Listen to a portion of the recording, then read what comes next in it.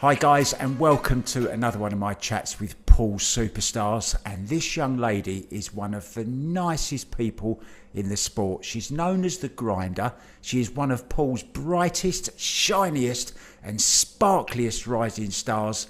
It's April Larson. Hi April. Hi, how are you? Do you know what? I'm just going to do that again. Do you know what I did? And I almost did it when we were having a chat. Okay. I went to call you Rachel, and I don't know why. A lot of people call me Rachel. It's not just you. Like people who have known me a very, very long time.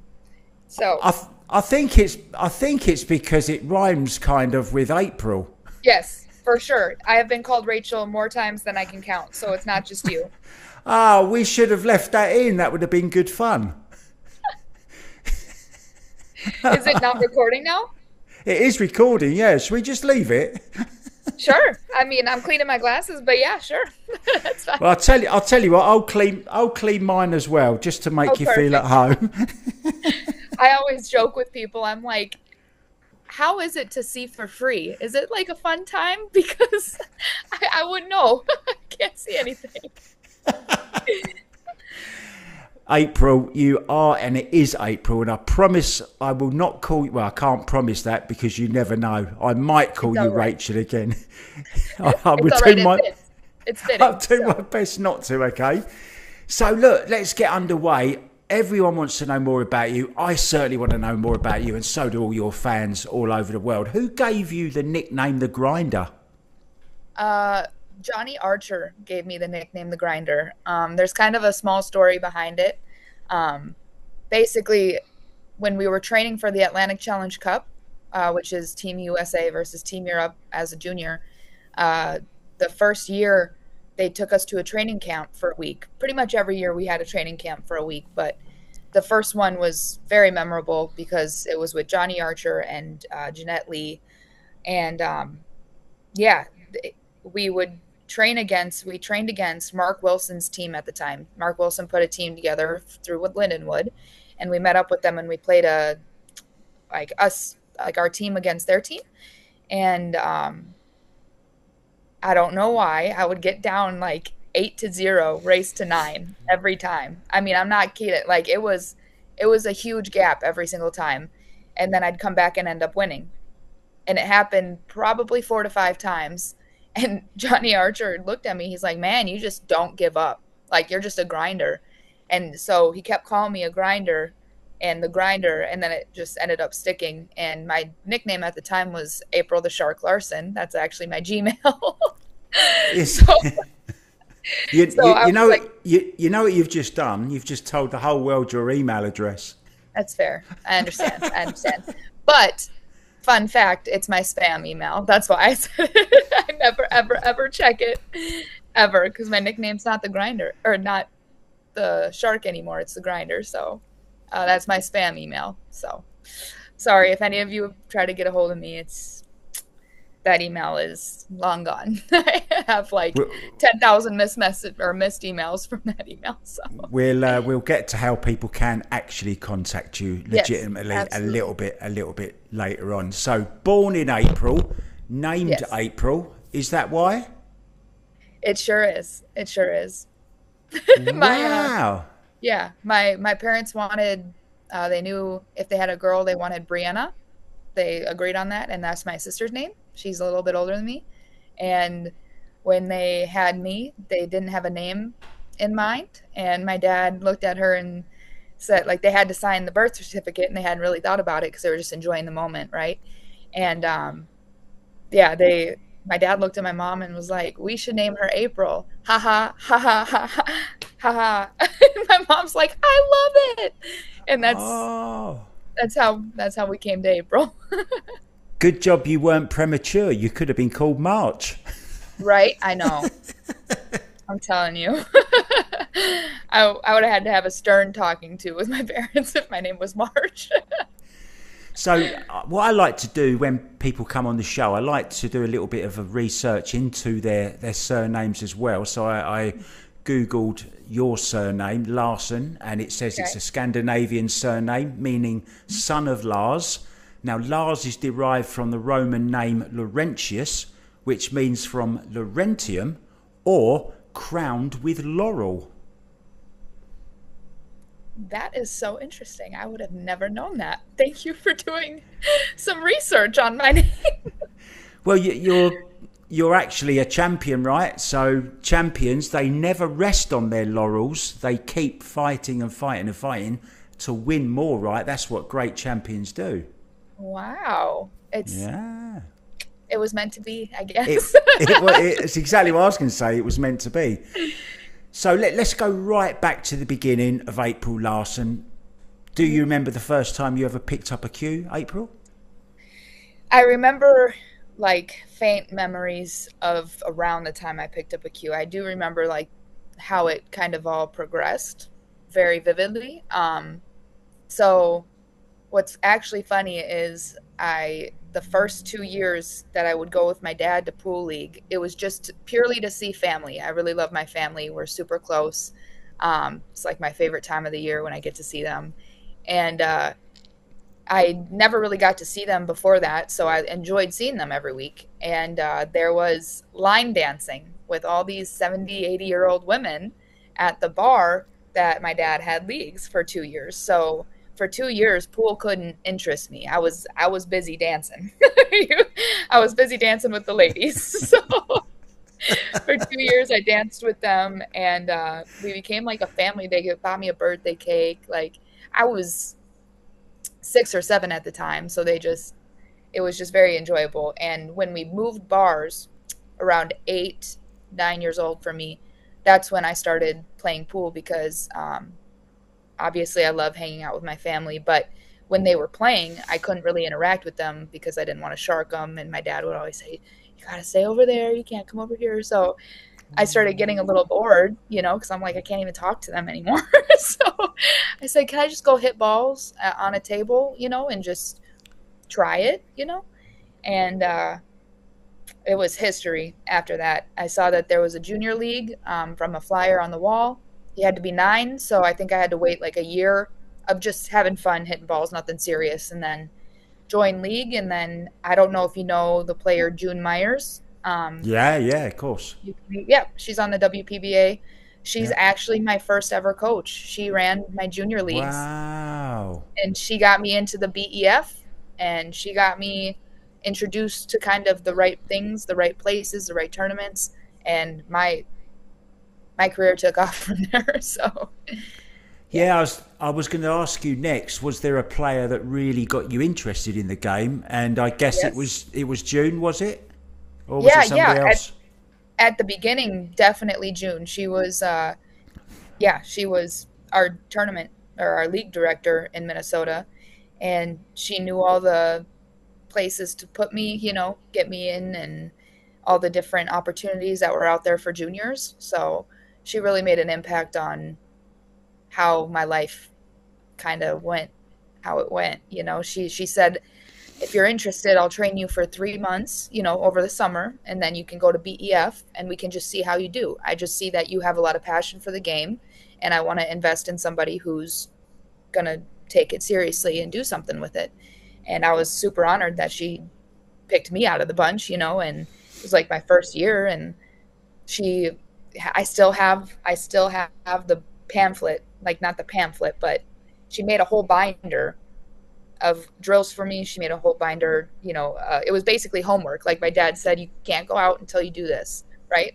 And if you want to take it seriously, you know what I mean? If you want to not waste your time, you can't go hang out with friends or anything until you do this. So yeah, I mean, back then there was nothing I'd rather do than play pool. I just wanted to my whole life.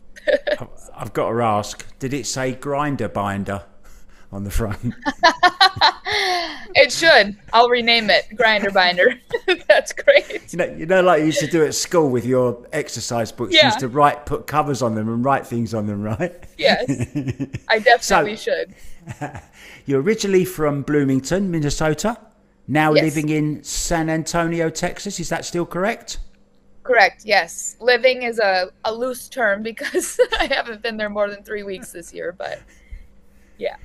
I've never been to Texas. Texas is one of my. I know it's a huge pool state, right? And I still haven't been Yes. there. It's on my bucket list. I really want to go there. The biggest state. What's your local room there? We have bananas. We have a lot of the um, Fast Eddies around there. Ah, There's a lot of 8 footers actually in the San Antonio area. I found that very interesting because you don't really see 8 footers out in the wild anymore. So it was really cool to go to. I mean, the whole franchise of or the whole chain of Fast Eddies has 8 footers. I mean, they have some 9 footers scattered, but it was really cool to see that. But we're very spoiled, and we have a 9 foot and a 7 foot in our house in San Antonio. So wow. Do your we just so got do it. your parents still play? Your parents still play? My parents still live in Minnesota. My dad just joined league again, so we have a 9 footer at home in Minnesota as well. So he kind of plays. He's really into motorcycle, like biking, right? Right. Like Harley Davidsons. And so they spend a lot of their time riding during the summer. And we just got a property up north, um, Minnesota, that he loves going up to and kind of renovating. And he has new hobbies that overtake pool a little bit. But he just joined league again, so that's exciting. If it's not a rude question, what background do your parents have? Are they still working? Have they retired? What do they Yeah, do? they're both still working. My dad's a garbage man. He is a commercial garbage man, so he worked downtown St. Paul for the longest time ever. It was a really fun job for me because he Yeah. would pick up he would pick up like post offices, right? So it's not the garbage man you guys, the normal person thinks of, right? He would pick up the commercial big dumpsters, right? And he would pick up post offices. Yes, exactly. So he would pick up post offices and he would come home. Anything that never made it to its final destination, they just tossed, right? I don't know if they still do, but at the time they just tossed. So we'd get new iPad or new iPods. This is long ago when I was like Whoa. 9, right? But yeah, he'd come home with all these different gifts for us. He'd just take a quick look at the top, see if there's anything of value. You know what I mean? That's just going to go to the Yeah, garbage. yeah. And yeah, it was. I have always loved that he was a garbage man. He's my favorite. And then my mom works for the city of Bloomington, so she takes calls for like water bills and is an accountant for the city. So yeah, Wow. Do you know? Do you know what my dad's first job was? what's that? Garbage man. Really? Yeah. Did you have the same perks? Yeah, as you were saying that, all these memories come flooding back to me. My father was actually just a domestic garbage man, where he would. Okay. We used to say he worked on the dust cart. That's what they were called, where they used to stand on the back of the Okay. carts, a bit like the fire engine guys do in America. They used to stand on the back of the carts, but then they used to Yes. jump off, go Yes. round to the back gardens of the houses, get the metal trash can, put it on their shoulder, carry it out, tip it into the trash truck, and then take Yep. it back again. I mean, nowadays it's just completely changed. The bags are by the side of the road. They have to lift it up and just chuck it in, and that's it. Right. But yeah, my dad used to come home with all sorts that people used to chuck away, right? Yeah. Yeah. That had Yeah, to have been fun. What's one of the best gifts that you've ever gotten from? I Do you think, remember? yeah, I do remember. It was a bike. You got a bike? Yeah. That is Yeah. awesome. I That mean, is so cool. it was all, you know, beaten up and stuff, but I remember my dad fixed it up, and I think it was not Oh, my first bike, but maybe my second bike or something. that's awesome. That's So awesome that he that he thank fixed it you. up and everything. Yeah, thanks for bringing back that memory, because it's really, really Yeah, nice. Thank you of so much for course. Oh, that. of course. Any conversation with me, it's probably going to get sentimental because I'm just an Yeah, emotional that's creature. look. This I've been dying to have this chat with you for ages and ages. I know you're a very Oh, I'm difficult so person. glad. I actually sent you an email years ago to April the Shark at gmail.com, and I never got a reply. Oh no. Oh no. I'm joking. I'm joking. Okay, good. So you turned I am pro. very difficult. I am very difficult to get a hold of. That is a fair statement. I had to go via Kelly Fisher to get to you, didn't I? Yes. If Facebook Messenger, I made a post about it recently, but about like 2-3 years ago, I just got really overwhelmed with it, and I didn't really know how to handle it. Because I've been doing this since I was 9, and I was always really good at it, or not really good at it, but I felt like I was good at keeping up with everybody. Like it was, then just it got overwhelming in a good way. I just didn't know how to handle it. And Yeah. so I kind of just said my Facebook Messenger no longer exists. I just was like, I can't keep up with it. And it was really stressing me out. And I'm not saying that I have a stressful life.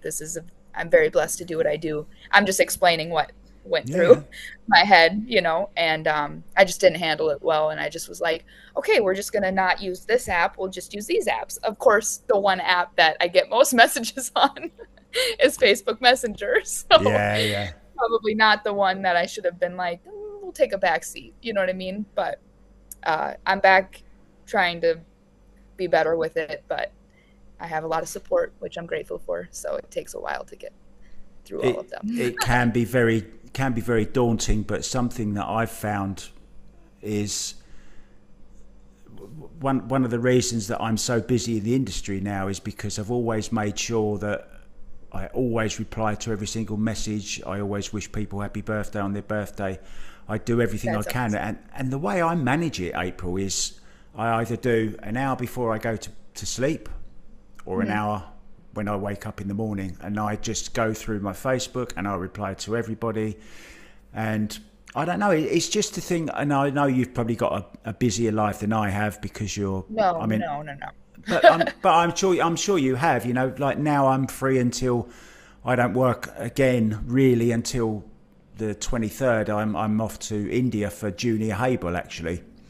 So Very nice. I've got lots of time between, whereas for you, there's so many tournaments that you're just never ever at home, as you just said, right?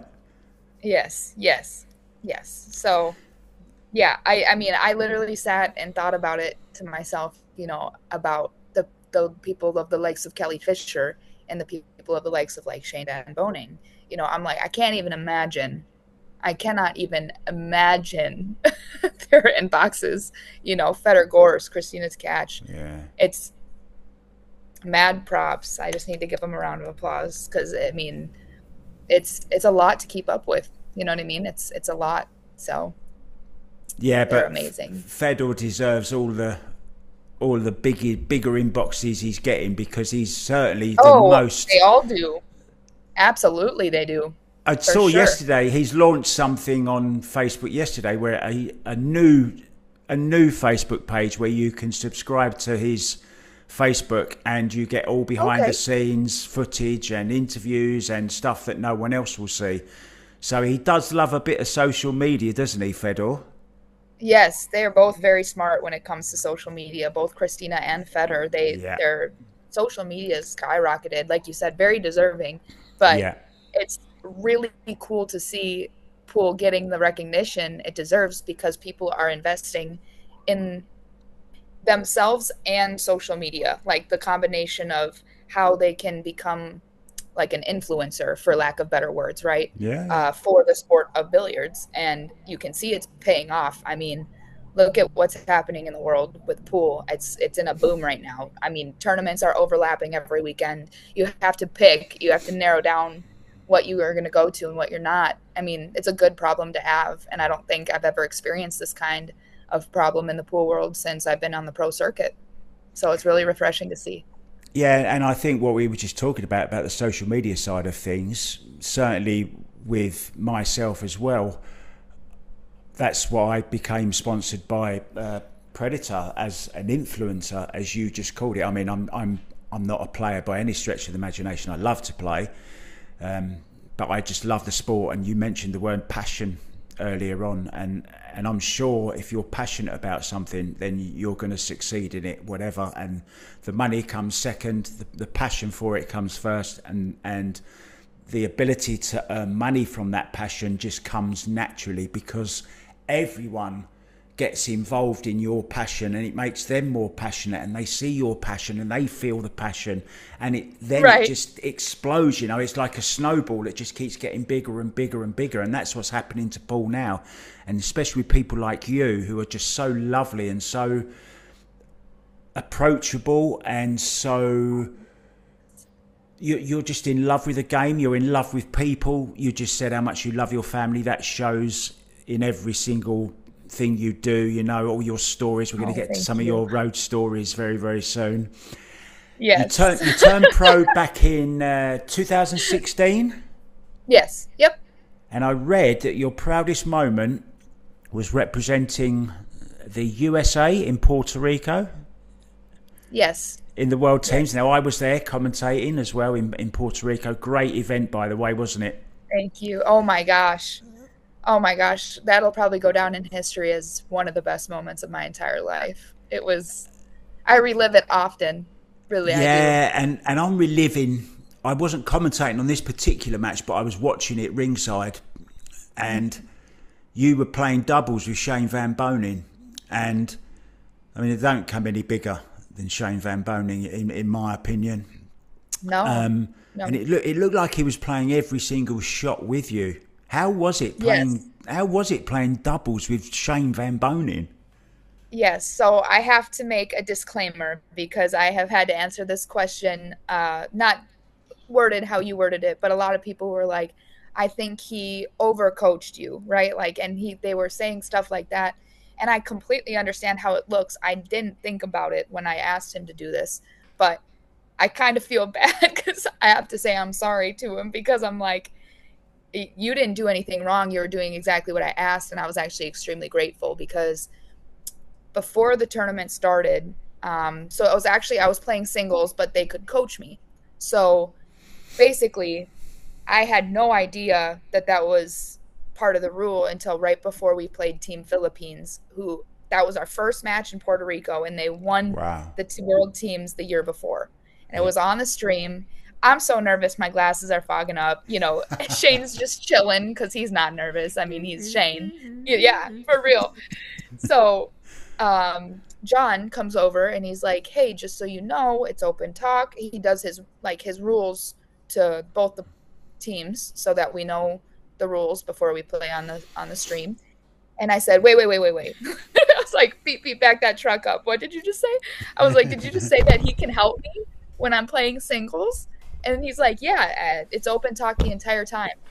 Wow. I looked dead at Shane immediately. And I was like, listen, your chances of me making the balls and doing the things and, you know, doing what I'm supposed to do at the table is significantly better, like 10 times better if you're standing right next to me.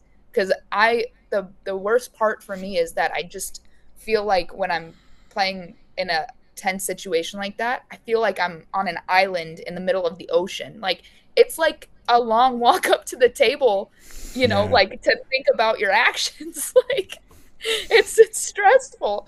So I'm like, if you leave me out there alone, stranded on Island April, I mean, we're in for a show. If that's what you want, we can do that. But if you want to win, I'm going to need you standing right there. I was like, even if you don't say anything, you know what I mean? I'm like, just be there. So I feel like we're playing doubles. You know, people thought we were playing doubles, right? So kind of feel bad for him because everybody's like, he was standing right there. But I was really honored that it seemed like he was really involved, right? Like anytime I needed the bridge, he was jumping, you know, he was grabbing it for me. I mean, to say that a player like Shane Van Boening was grabbing the bridge for me while I was playing the match. It was like I made it moment. I mean, I hope he was having fun. It looked like he was having fun. I was having fun.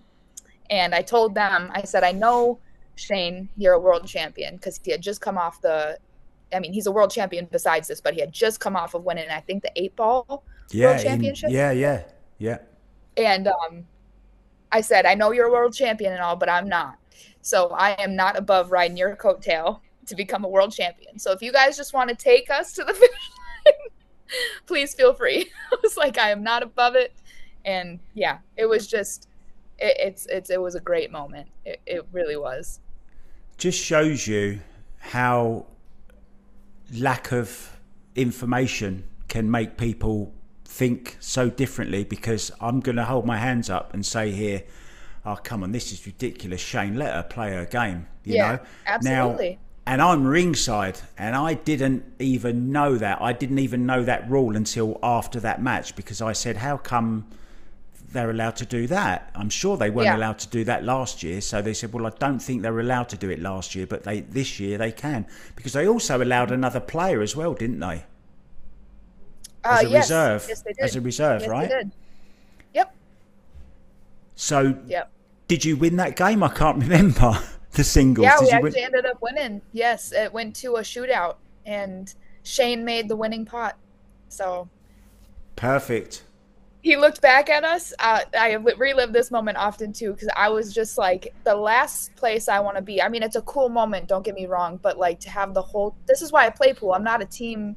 It's too much pressure. It's too much pressure for me. It's not that I don't enjoy it. It's just I hate having other people's. You know, it just feels like they're depending on me, right? So instead, I like to just depend on myself. And anyways, he didn't realize that this was the winning shot, and he looked back at us. He said, "This wins it for us." And we're like, "Yeah, this wins it for like if you make it, you know." And if he missed, I don't think it did anything wrong. I think it was like, if he makes it, we win. If he misses, we go into sudden death. You got another one, Yep. So he looks at us, he goes, it's in the pocket. And he turns around and he literally, I mean, he was excited. He was like, let's go. He makes it dead center, and he just stands up and looks at us. And I was like, I am so glad that you wanted to do that, because in no world did I want to be in that position. He was like, it almost ignited him to make it. You know, champion, like he was right? So excited. Champion. What's that? Yes. Champion. Yes. That's what champions are made of. Big moment. Yes. Big opportunity. Yes. Take that opportunity. There's. Yes. I think they're born. You can train, of course you can, but you have to have that thing inside you that you actually enjoy that challenge. You're right up for it. Yes. It was. Yeah. And Tyler was just such a great teammate as well. He like really calmed me down. He was kind of that light energy with me, just keeping the laughs going, you know, under a certain level of pressure. That's really enjoyable to have people lightening the mood. So yeah, I recently read an article asking, you know, whether it's better to be part of a team like a football team, or whether it's best to be a golfer or a pool player, you know, like a solo player.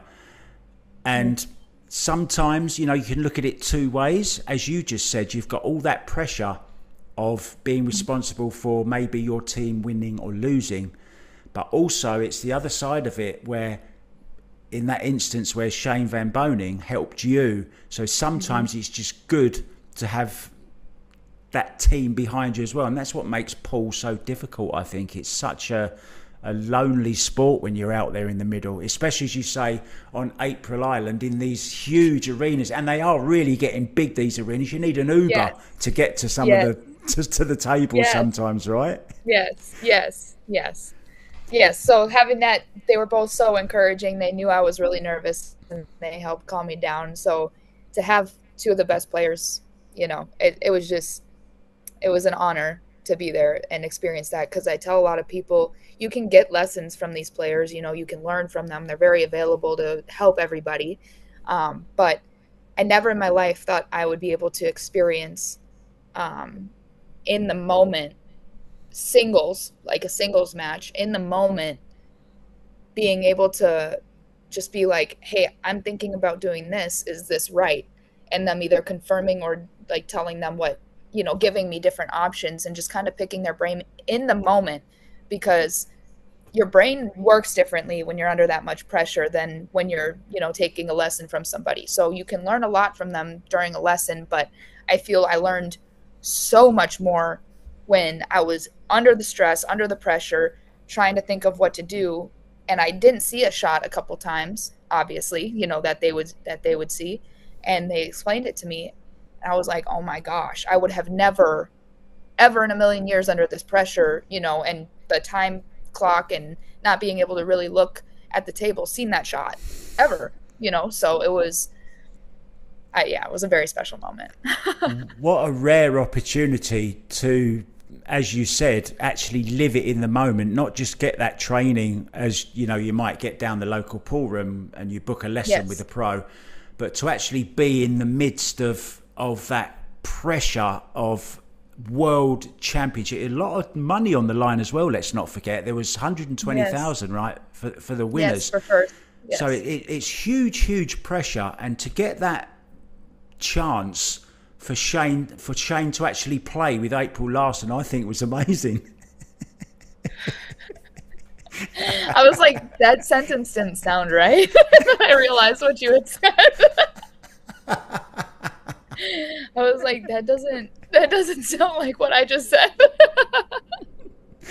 Of course, I'm having a little joke. Of course. But of course. No stranger, of course, to winning. You're 5-time junior national champion, 7-time junior world championships participant, 2-time bronze medalist at the junior world championships, 5-time Atlantic Challenge Cup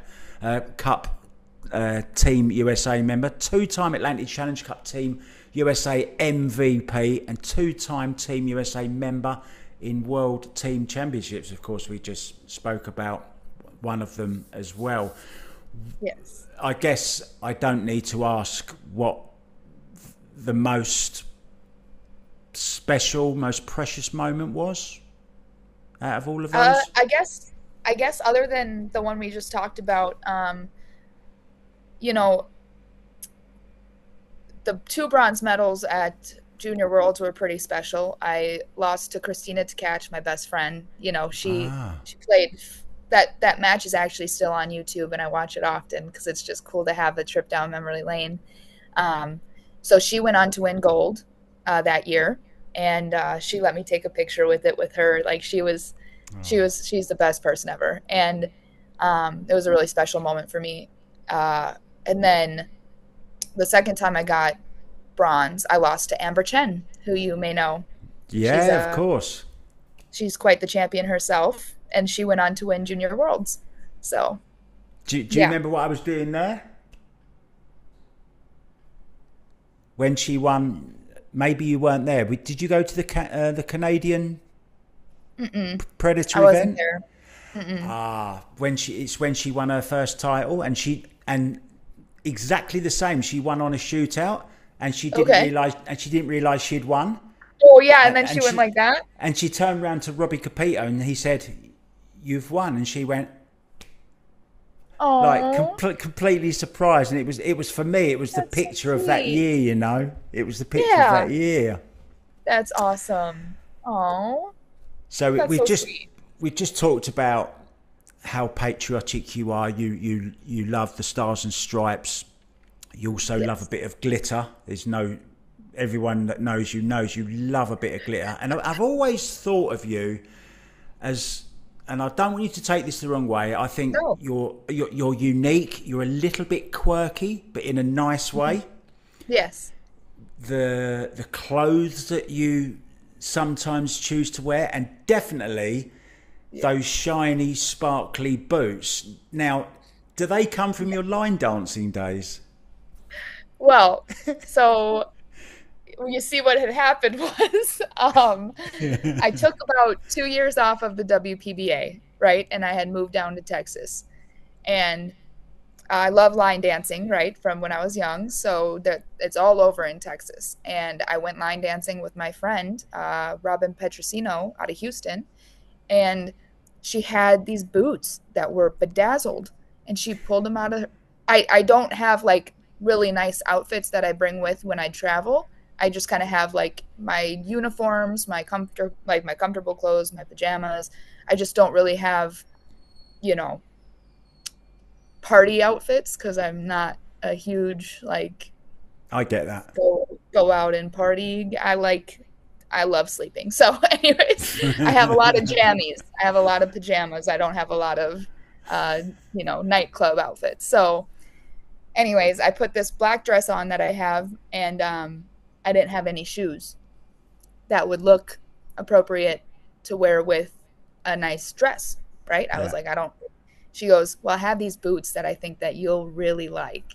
She pulled them out, and I was like, instantly I saw like all the colors. I was like, I saw my my closet. I was like, it's over. It's over. So I went home and planned my comeback to the WPBA, and I had Jam Up make me those country flannel looking jerseys, which I love. And I bought every color known to man of these boots because I could afford to. They weren't horribly expensive at all. And I was ready to come back with a bang, and I did, but they weren't allowed to. I wasn't allowed to wear them to the like Pro Series and the World Championships. I had a problem with them a couple times, and so pretty quickly it was shot down.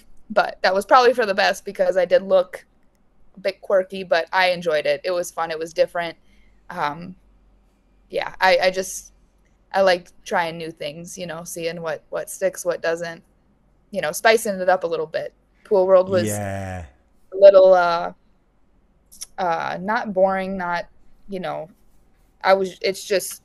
is what it is. A lot of people wear what you're only allowed to wear, right? So a lot of people kind of fall in this, which is normal. I mean, I'm there now too. You wear your polo shirt, black slacks, and black leather shoes. That's what you're allowed to wear.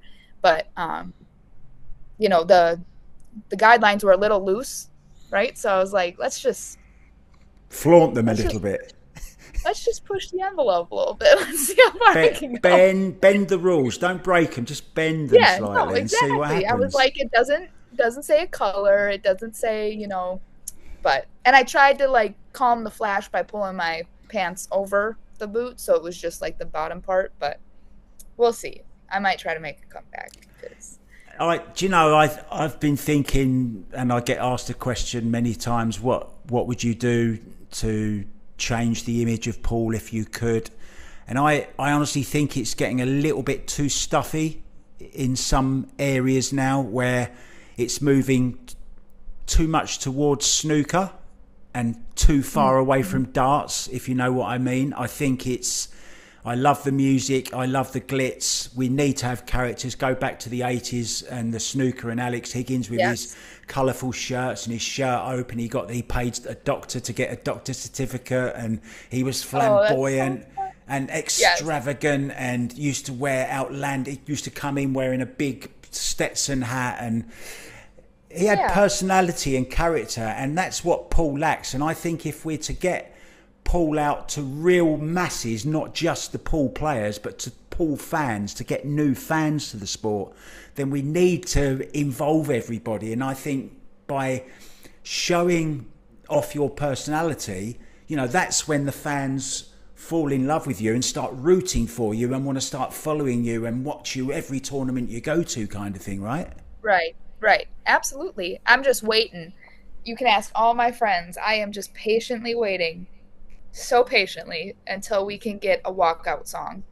I shouldn't say never. The Atlantic Challenge Cup was also a very special memory to me because obviously it's everyone's dream to be on the Moscone Cup. So when they had a junior one, it was a dream come true, really. But I am waiting. So we had a walkout song then, but I want a walkout song. What was it? Here Comes the Boom. that was our walkout song. It was a pretty good one. It's fitting. It's fitting. Yes. You see, in only defence in why I think there's not, because I've asked this many times when I've been at events. I said, look, let me introduce them. Let's get their walk on music. Yeah. But you can't, because of a lot of the tournaments now are on Facebook and YouTube, and it's copyright violation. Understood. And that's why they play all this dreadful music when you hear in the background at events, like at Matchroom events, Predator events, any event that's the music is always non-copyrighted, which means it's not very good, right? Gotcha. So that's That makes one of sense, that's one of the problems, because if you notice when it gets to like the TV stages on Sky Sports, for instance, then Yes. walk-on music is allowed, because then royalties have all been paid by Sky Gotcha. Sports, and it's all okay. But I'm totally with you. Everyone should have a walk-on song. There should be more Moscone Cup kind of atmosphere at every pool tournament. Maybe not as bad as Moscone, because that's just crazy off the charts. A one-off, right? That's just mental. It really is insane, isn't it? Have you been? You've been, right? Yes, I'm going again this year. This year's kind of just like do everything, have fun, make memories year for me, just and very dedicated as well. So dedicated myself to pool more so than I have in a really long time. And I'm enjoying every moment of it. I mean, I'm at the Reyes Cup right now, so that's pretty exciting. Hold that thought right there, because we have to go for a quick commercial break, okay? Yes. But just like April Larson, we are going to be back with a bang very, very soon. Don't go anywhere.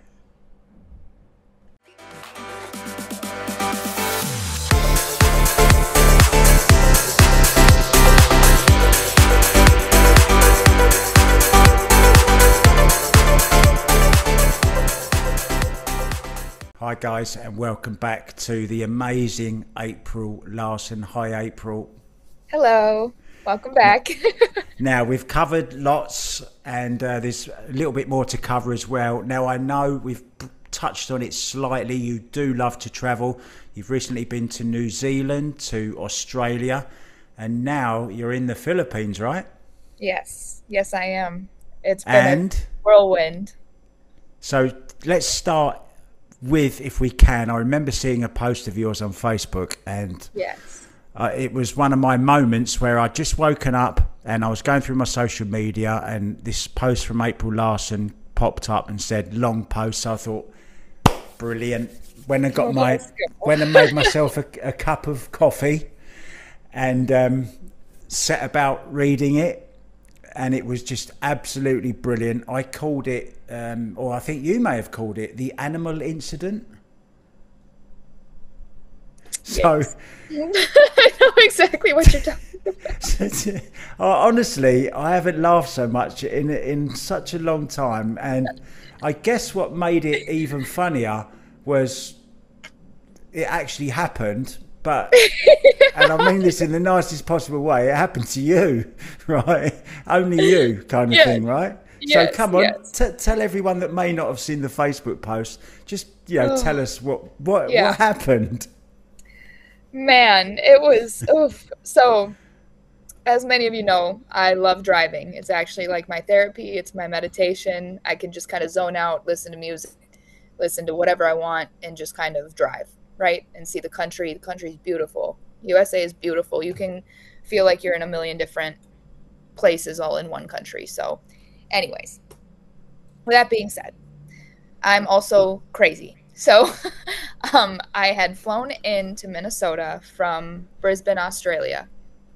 And I'm sorry, that's incorrect. You was on your way to New Zealand, weren't you? No. I had flown in from Slovenia because I was coming from Slovenia to Colorado. Yes. Yeah. Mm-hmm. Yes. Now we're on the same. All right. So I had flown into Minnesota. My cousin got married. I got to see my whole family. It was amazing. You've already got lost and we haven't even started the journey. Exactly. It's too much going on. Sorry to interrupt. Right, carry on. No. You're golden. So I had flown back to Minnesota for a wedding, and I had to drive from Minnesota to Colorado to catch my flight. Oh, no, I am wrong. No, I am wrong. This will all make sense. Yes, I flew in from Brisbane, and then I had to drive to Colorado to fly to Slovenia so that when I flew back to Colorado for the tournament, my car would be there. Boom. that's what happened. Got it. Right, let's Sorry, go. so much trauma from the story. The details got lost. um, so, anyways, I have a brand new car, 2024. Very blessed to have it. That's another long story. But uh, so I was driving from Minnesota to Colorado. Nice, peaceful day, 1 day trip, right? 14 hours, I think it was 13, 14 hours, which is very easy for me considering the drives I've done. So I was really looking forward to it. And it was going nice and smooth, nice and smooth. And I had just posted like almost there, like 4 hours till Colorado, like just posted it. And it's nighttime, and then I hit something. And I was like, that did not sound good. That's literally what I said to myself in the car. I was like, that was really loud.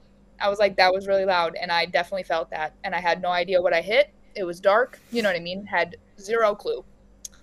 So I get off the exit and I'm like, do I call my parents? That's always what goes through my head. When do I pick up the phone to call my parents and tell them that I hit something?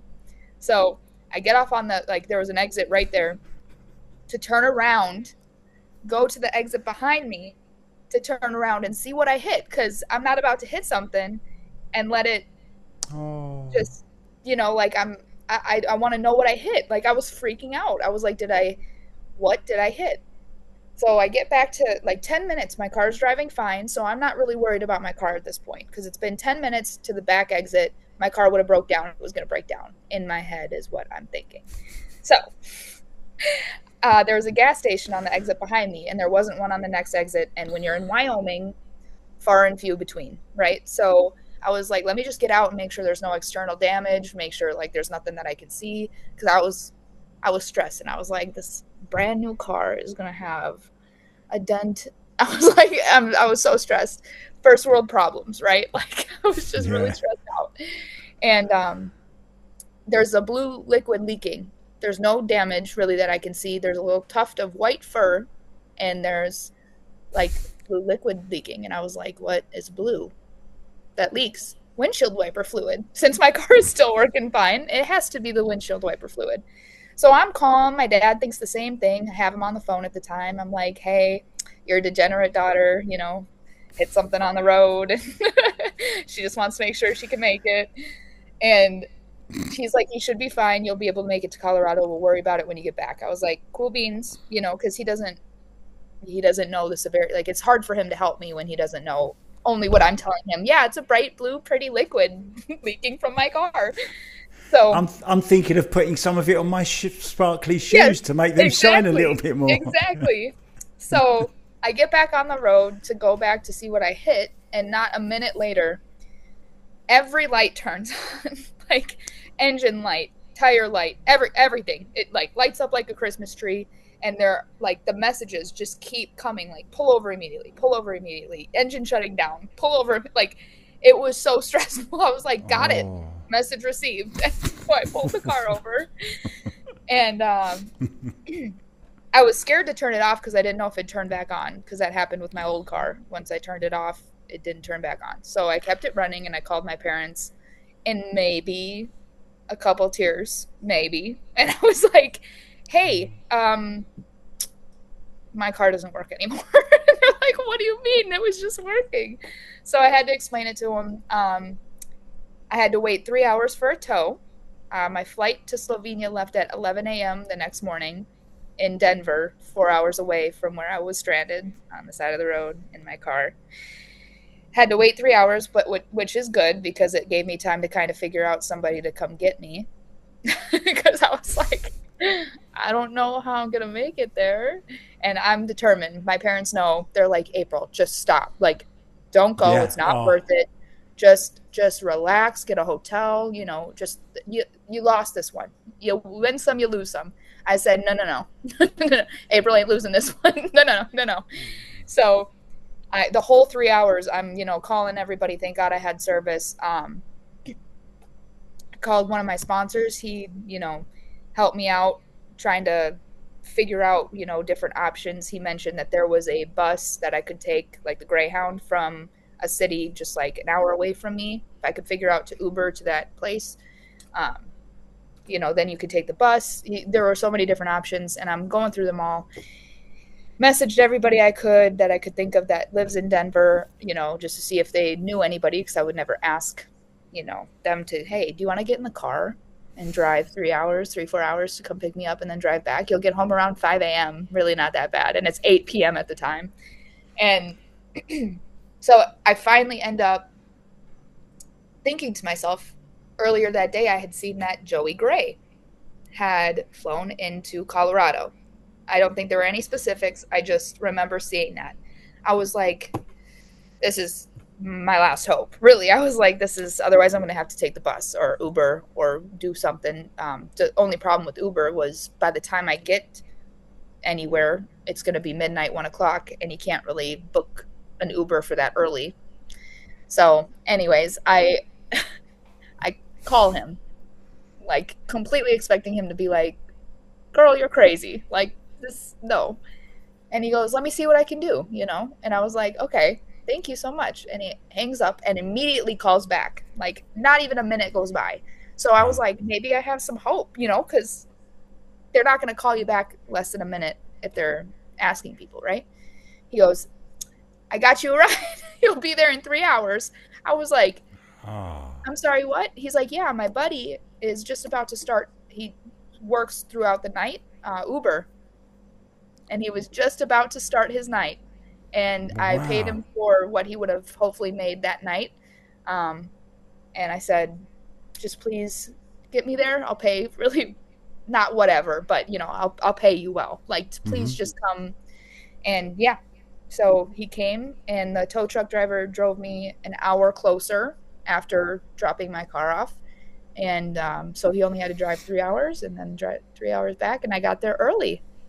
I got there like 5 a.m. So what a story. Yeah. And so the animal in question, because we did not see an animal, I told the tow truck driver when he picked me up, I was like, there's an animal on the road. Be careful. Like, don't know what it is, but I'm curious to see what it is. Not a single thing on the road except for like tire. Yeah, I must have hit it literally off the road. And I get a call when I'm in Slovenia, like to see, they're like, I never thought I'd know what animal I hit. And they go, hey, you're the one with the Honda. I was like, yeah, hi. What's wrong? Please don't tell me it's my engine. I was like, please. They said, we actually know what animal you hit. And I was like, how would you know what animal I hit? And they're like, well, that little white tuft of hair is not hair. It's quills. You hit a porcupine, and your porcupine impaled your radiator. And I was like, awesome. Wow. Awesome. Hey, I would take... There's big spines on the thing went through your radiator. They said that there were like tons of these quills just sticking out of my radiator. And I was like...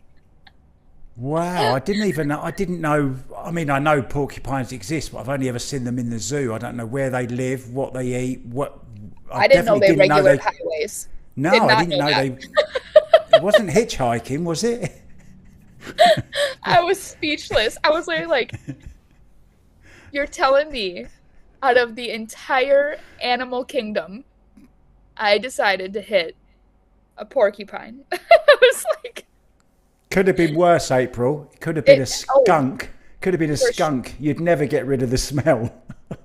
Could you imagine a skunk? Or it could have been, everybody said, you know, it could have been something bigger, and then there would be damage. You could have got hurt.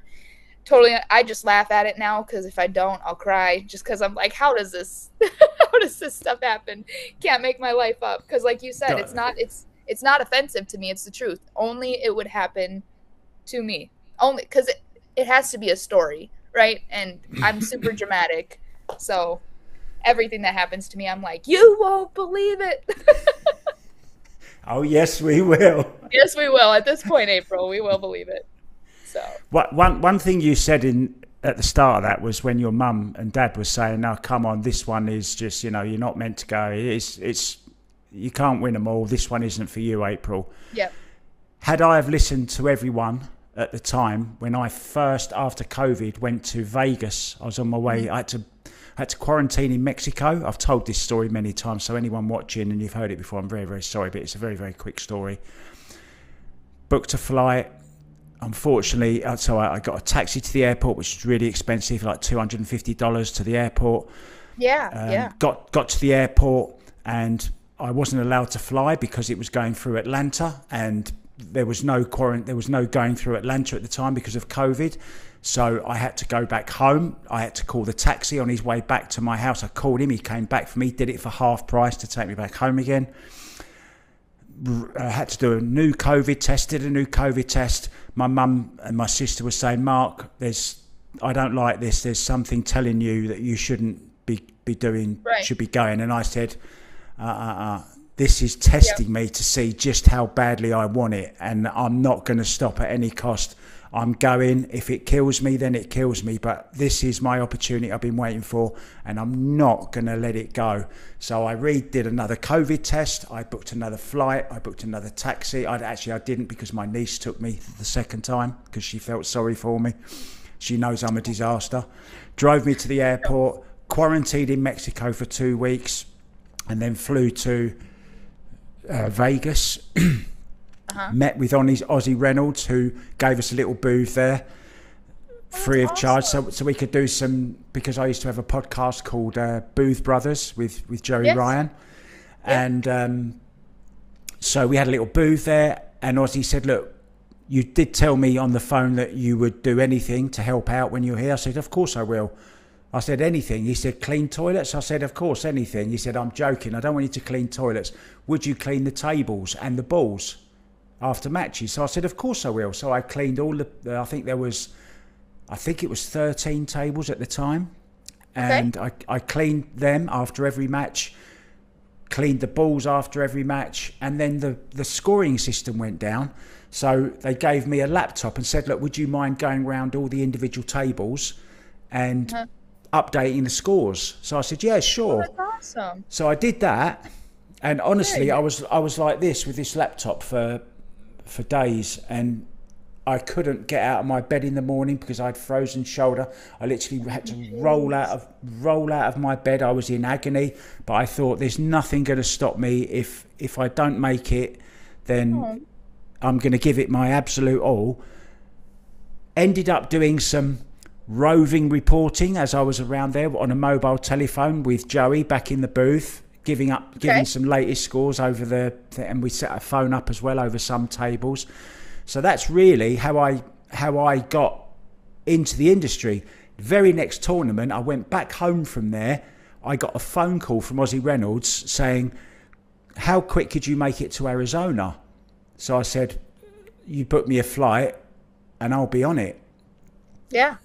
He said, okay, because Jeremy Jones has got COVID and he can't make the Arizona tournament. I want you to commentate there. So I said, yeah, sure. And I went there, did it, and I've worked for Predator and many, many other companies ever since.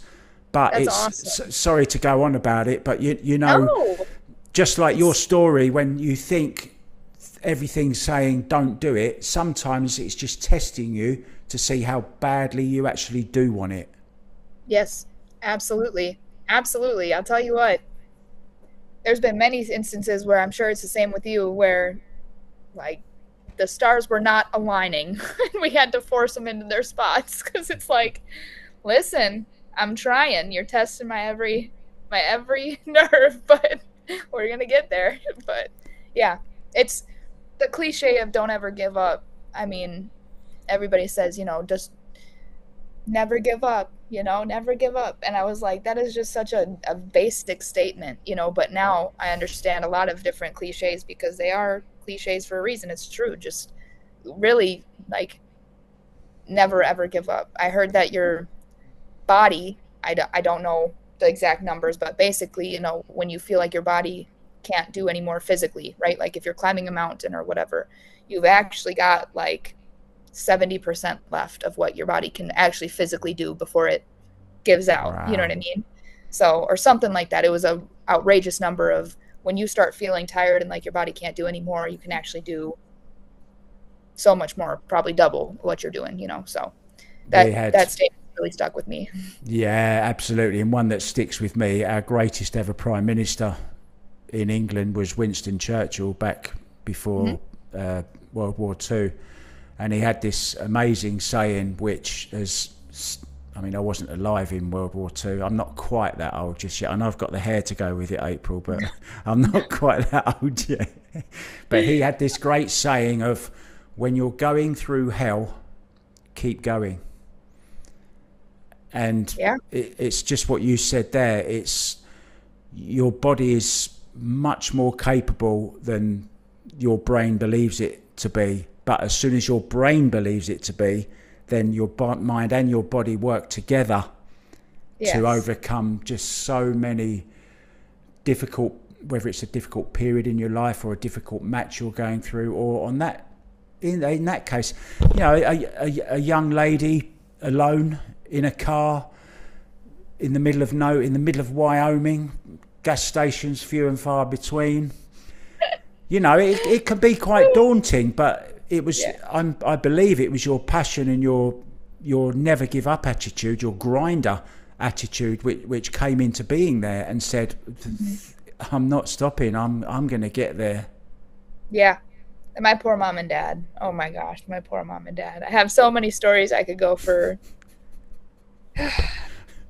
I said, I said that to my mum and dad so many times. Mum, Dad, I'm so sorry. I feel so For real. bad for you, for all your other children. They just stay at home. They've got families. They Oh my lead a gosh. normal life. And yet you, That's word for off, word what I say to my family. is it? I'm like, I'm sorry. I'm truly sorry. And they're like, April, you don't say that. Don't be sorry. Like, you're living your dream. It's just different, than a lot of people. And I'm like, I just know that you guys struggle to sleep at night knowing, when I'm on the road or if I'm on an airplane, I'm like, I just know every gray hair that you have, I have made you earn. You have earned every gray hair on your head, my Are you family. talking to me or your parents? My parents, my parents, my parents. I'm going gray too. If I were to like tilt my head down, it's pretty gray up here. I mean, you Come on, can give kind us, of give see us. it. Well, we used to see you like that anyway, April, with your head down on the pool table, aren't we? No, I mentioned, didn't I, before? I love your hair at the moment. It looks kind Oh, of, thank you, it looks cool. It looks, thank you, thank and I you. know I'm useless at saying nice things, right? I'm sorry, but No, it looks like you just think, hey, this is me. So let's just go back to the pool side of things very, very quickly, April. I know you've got stuff to do. You're at the Reyes Cup. I want to talk to you about the Reyes Cup very, very briefly soon. yes. But I think you're ranked 10 now in the WPBA rankings. Does that sound about right? I haven't looked after Louisville, but I was eighth before Louisville, but I missed that Louisville event. So, Okay. The last time I saw you were sandwiched between Kaylee McIntosh mhm. and Savannah Easton. Yep, So yep. some how do you put That's your game now? How do you feel your game is now as opposed to say a year ago? Oh man, the growth is unreal. Honestly, I think Hayball has made a huge impact on that. I'm becoming more confident making shots on those tables, which is helping me with my confidence on the 9 ball tables. I feel like I've had a mind shift that happened with Hayball, honestly, because in Hayball, like you have to be aware that you're gonna miss a lot more often than you're used to on a hayball table, right? That's part of the game. There's a lot more strategy. I'm learning a lot more safe, learning when it's smart to play safe. That's been a struggle of mine for a really long time. Because these tables, you can't just make those wild shots that you can possibly make on a 9 footer, right? Like those hero shots. No. Um, you're just not going to make them. You're just not going to make them. I mean, rarely, right? If you have Yeah. to go for it and the table's wide open, you got to go for it, obviously. But if there's a ball you can hide behind, I've been learning that that's the best option, right? Hide.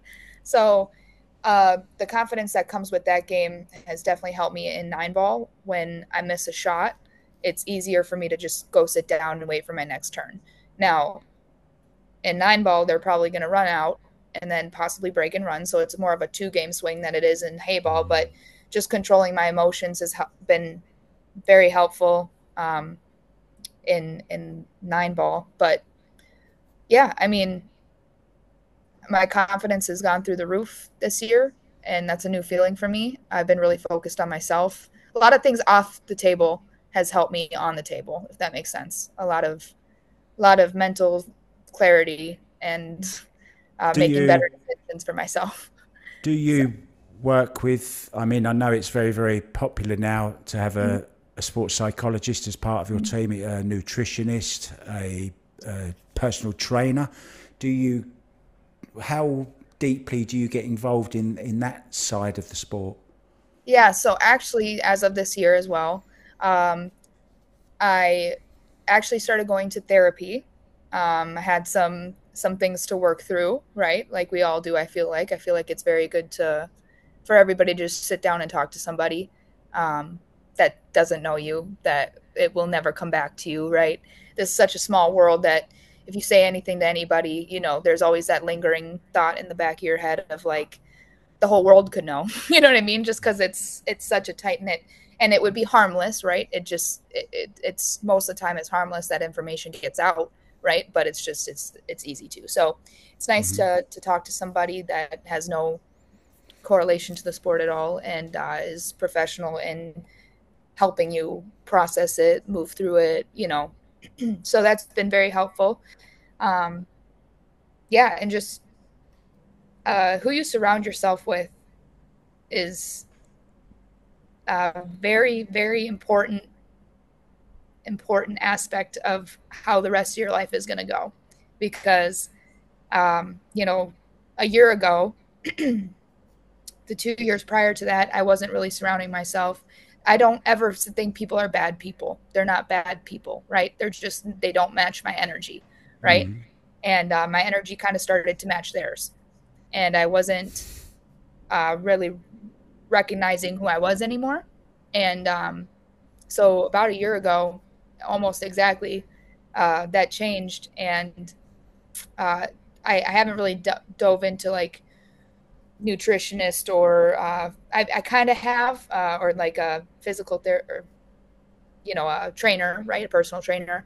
I've reached out to a couple people. There's a couple things that could happen, but the first thing that I wanted to focus on was my mental, and I know that they go hand in hand. Physical and mental go hand in hand, but that was my first thing. Was a year ago I told myself you're gonna dedicate this year to just getting your mental back and getting the person you are back, and then next year I kind of have a plan to spend more like this year was just kind of like the balls to the walls going all over the world, and it might be like this next year, but to start something new, I kind of want like a 2-3 week kind of downtime where I can get a schedule, I can start a routine, learn how to do it when I'm on the road, and then grow from there. So um yeah, I just kind of am learning a whole new way of life. So yeah. Trying to think of a way to put this. There's lots of relationships go on in the pool world. Yes. I've never heard of you in any kind of relationship with anyone. Are you in a relationship? Were you? Are you Not now? currently. Not Okay. currently. That's kind of what I exited from about a year ago. So Okay. I was with somebody for about 2 years, and I won't go into detail. I No, of never, course not. yeah, just because I never want to, say anything without the other person able to talk as well. But things end, right? Yeah. Things start, things end, and that's what those were the kind of people that just it wasn't my energy, and I didn't realize it.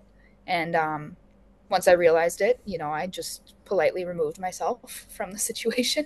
And um, it'll probably be a very long time until you see me in another relationship. just because I'm, I really devoted myself in this one, and it was a lot of energy that I just know I don't have or will have. I have to kind of build that energy back to be able to give 100% to somebody again, right? Yeah, and if you can't give 100% like anything in life, why do it, right? Either do Oh it yeah. It's all in not fair to or don't do it at all. it's not fair to them and it's not fair to me, right? Like um a lot of people in the pool world don't really talk about, like the relationship part of, you know, like the outside of pool, right? Um but it can definitely have an impact on, your pool or your career and um yeah, It's I think tough, it's isn't it? important. It I is tough. think the relationships that you do look at, you do see going on now, are where both parties, like Josh Filler, Pia Filler, Yes. Christina and Fedor, Yes. Tyler and Margaret, just to mention those three, Absolutely. that's the only way I believe it can work, because pool is such a, only a pool player can understand what pool players go through, right? And Yes. the dedication that it takes, and the flying all over the world, the hitting porcupines on freeways, Yeah. and all that kind of thing, breaking down. Realizing it's not an excuse. I'm not doing anything crazy. This is really what's Yeah, happening to me. but Like, you imagine if you was in a relationship. Oh, sorry, I'm going to be late because I hit a porcupine. I hit a porcupine. You hear what? Yeah, just tell Yeah. us Yep. what's their name. Come on, tell me their name. Let's. Exactly. Exactly. Exactly. It's a brutal world just like any sport. It's a brutal life to live, if that's what you want. If you want like a family, kids, you know. Um I've never been the type that, I've never had that motherly instinct that a lot of females have, right? I've talked to many females who can't wait to have kids, many pool players who can't wait to have kids. And for me, I don't see it happening. If it happens, I'm open to it, right? But I don't see that being a part of my journey, if you will, here on Earth. But I do obviously eventually, I shouldn't say obviously, but I eventually want, a husband who, I can travel the world with and make memories with, because none of this is really worth it unless you have people to share it with. Luckily, I have all of you that I can share with on Facebook. And that's why I post so much on Facebook, because I do a lot of this alone or with the players, that just happen to be there. That I'm obviously, I shouldn't say that just happened to be there. That's the wrong usage of words. Like every tournament I go to, I have different really close friends there, right? So it's like Christina Zlateva or Bean Hung or, Kelly Fisher, Wei Wei, right? And Christina's catch at this one. So whichever one of my close friends that is there is who I do all the things with, right? So that's a better way to say what I was saying. But that's why I share it with everybody, because yes, I'm sharing it with them, but also you guys support me to do this. So why would I just experience all this by myself? When you guys support me to do this, I'm going to share the journey with you guys.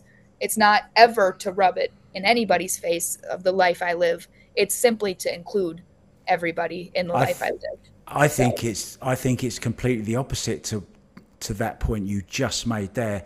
You yeah. know, when you're sitting at an airport and you're waiting for your flight, you've got a delay. Oh, let's go on Facebook. You check in. Oh yeah, I'm at Bangkok airport flying to Morocco.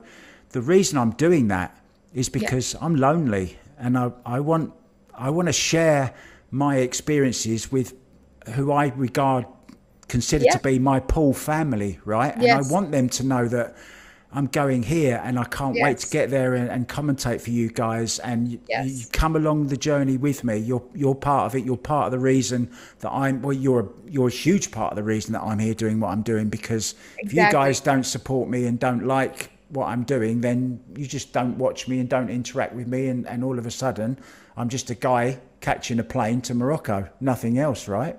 Exactly. No, 100%. I mean, I've invited all of my close family and friends to come with me anywhere, but obviously, we know that they have jobs. They have um, the life majority of the world lives, and um, I understand that they can't just go on a whim like we are blessed to, right? To just be able to make our own schedule, right?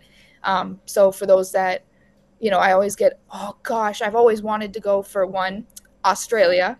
Everyone was chomping at the bit to come with me to New Zealand and Australia. It was just, I got a last minute invite to both of them. So it was hard for anybody to make those plans. So I was like, well, since you guys can't come, like I'm going to take pictures of everything, right? Everybody says that, to take pictures, share them. Yeah. So I understand how it can look sometimes. And I pray that, with how I post and how I write things, I try to be very careful, because I never, ever want to come off as, how you were saying. I don't think anybody does. I hope nobody does. But like you said, it's a lonely sport. And after my last relationship ended, I kind of made that realization that if this is the route I go, right, if I dedicate my life to this, it would be physically impossible, if I want it to work how I want it to work, right? It would be physically impossible to have a relationship to that degree with anybody, right? It's not possible, because I haven't been home more than 3 weeks, right? And it's not I understand when people say long distance works, right? If you love the person enough. In a normal long distance relationship, I understand that, because it's one person stationed here and one person stationed here. And you can always make plans to go see each other, because they never move, right? Yeah. With me and like with pool players and anybody in the sport, we are not stationed. So it's long distance no matter where whoever you're dating is. And you can't make plans to see each other, because I don't even know my schedule, right? Like I truly don't. My schedule changes No. throughout the year so fast. So it's like, I mean, I had trips planned with so many friends that I've had to cancel this year, because I chose pool. I'm putting pool first. I'm putting myself first, right? And in putting myself first, I'm realizing that people actually respect that and respect you more for that. And so all the friends that I had to cancel on, they support me even more so now than I think that they did before, because they're like, wow, you really are dedicated. You know what I mean? Like this is what you want in your life, and you're making it happen. Like you're almost manifesting it.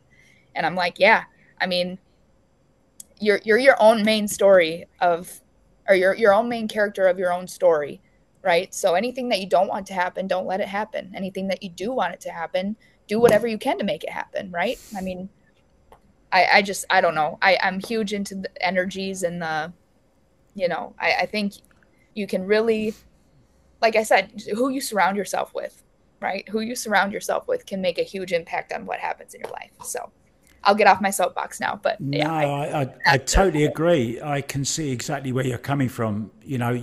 And in a way you have to be, I was never a selfish person. I could never see myself as being selfish. Mm-hmm. Mm-hmm. But I saw an interview once, I forget who it was with a sports star. And they said to be successful at something, especially sport, you have to be selfish. You have to put all other things aside. You have to dedicate yourself to it. And in a way, I felt guilty leaving my family, leaving all my friends, leaving, my home to go out and chase my dreams and reach my goals. And I'm okay with that now, because now when I do go home, rarely, I see the same people doing the same thing, sitting in the same seat in the same bar, having the same conversation as I had with them 5-10 years ago. And I think to myself, that's okay, because that's what you've chosen. Yes. So that's okay with me, but let it be okay as well that I've chosen to do what I want to do and go off and do what I want to do. And I just feel that getting away from where I come from a very small little town, a little seaside fishing village type place in the UK. Okay. And, not much happens there, and there's not much future there unless you're happy with that. Yeah, then absolutely. That's fine. But I knew I had this burning ambition that I had to be a part of the pool world, and it was never going to happen if I stayed there. And it's the best decision I ever made, because now I'm surrounding myself with like-minded, positive people. It just doubles my positivity.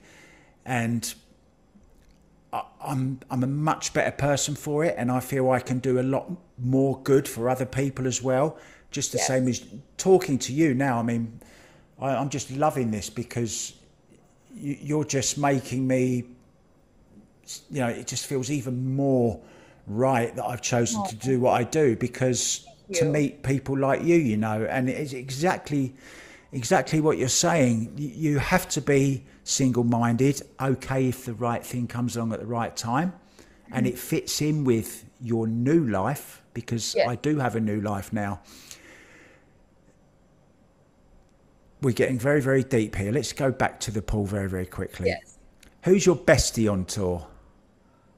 I would say that's a tough question. I've gotten really close with a lot of people. The OG bestie on tour, the OG is Christina Tkach. She's the OG. But Kennedy Myman is like a little sister to me. Lovely girl, Very, yeah. very close. Very close. Um, and Christina Zlateva and I have gotten a lot closer this year as well. Um, obviously all the juniors I'm very close with because I grew up as a junior as well, so our stories kind of align, and I'm a huge proponent of them. Or is that the right word? Proponent? I Yeah. don't know if that's the right word. Yeah, yeah, and I want to see them do well. And Sophia Mast, we actually do Bible study together. Sophia Mast, me and the Tate family, and uh, Kennedy's also um, very spiritual as well. Like we're all Christian, so it's nice to you know talk to each other about that or not. But I'm very new in it, and so um, just like learning about that is nice as well. So that's gotten us closer. And then I'm trying to think. Oh yeah, Peach Hour has kind of expanded their team this year recently as well with David Alcady and Ashley Benoit joining our team. So I've gotten closer with Ashley as well. So, and of course, all the ladies are great. These are just the ones that like I stay with. I am really close with, talk on like a daily basis with. So, yeah. I think the WPBA tour is amazing. I love it. I think the ladies as a whole stick together more. They go out and eat afterwards. They Mhm. rarely talk about pool or go on. I know you have this kind of unwritten rule. I think Kelly Fisher told me that when you go out after the matches, you don't want to talk about the ball you missed. You just want to go out and have fun and be Yes. women together and have fun, enjoy the food, chat Yes. about everything apart from pool, kind of thing. Yes. Yes. I believe it's become more of a family than ever. I think we look out for each other's best interests because we all are into growing women's pool in general, you know. Yeah. I think it is doing wonderful as opposed to, just 2, 3, 4 short years ago, right? Majority of my life on tour, it's been, anywhere from 1 to maybe 3 tournaments a year, and to see it where it is now, it's it's incredible. And to have the support that we have from the pool rooms, to have the support we have from people that watch and want to see us grow as well means the world to us. So um, it's really cool to see pool in general growing because I think that women's and juniors can grow with pool in general. So Do you have an opponent that you fear the most? When you think, oh no, when you see a name in the draw and you think, oh, or are you just right? No, it's the table. The table is my opponent. Or is there one player that you think I'm really going to have to grind to beat this person? yeah, I've had players in the past, and then I've at least gotten like one match on them, right? For the most part. The one player that I just respect her game so much because it's over when you see this flip switch is exactly who you're talking about, Kelly Fisher. I've been up on her 5-0, made a Yeah. mistake, and this flip switched in her. And I literally felt it. It was like I don't know, it's very daunting. Like you said, it's a very daunting feeling because it's not like I'm playing horrible. I made a mistake, right? Which I guess you could say is part one of the downfall, right? But it really is she's incredible. She's one that you know, I do get this like, okay, like you know, like this is okay, this is who I play next.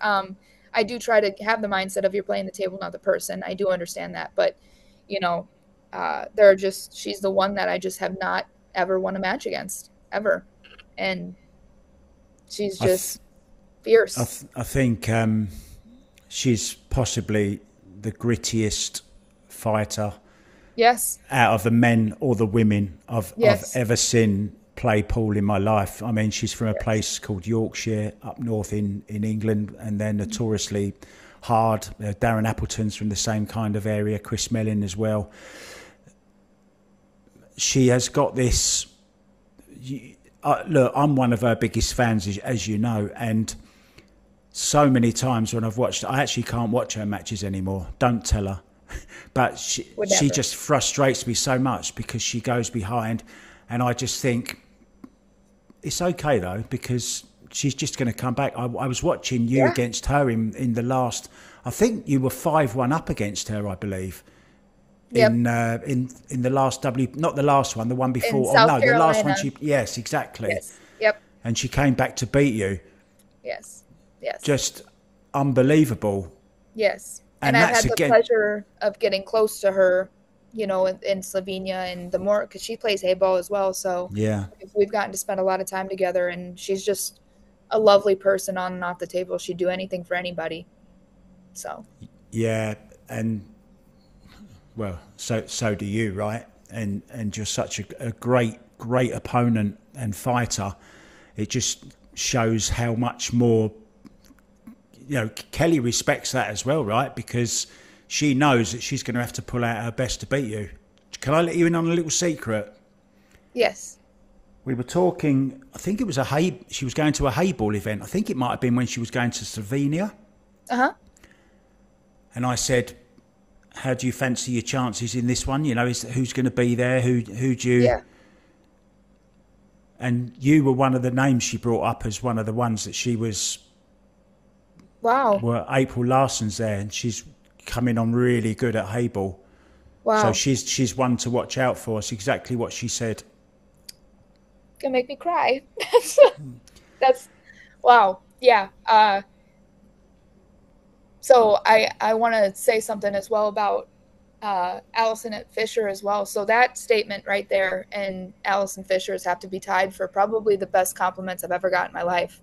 Honestly, um, I'm sorry, that makes me speechless.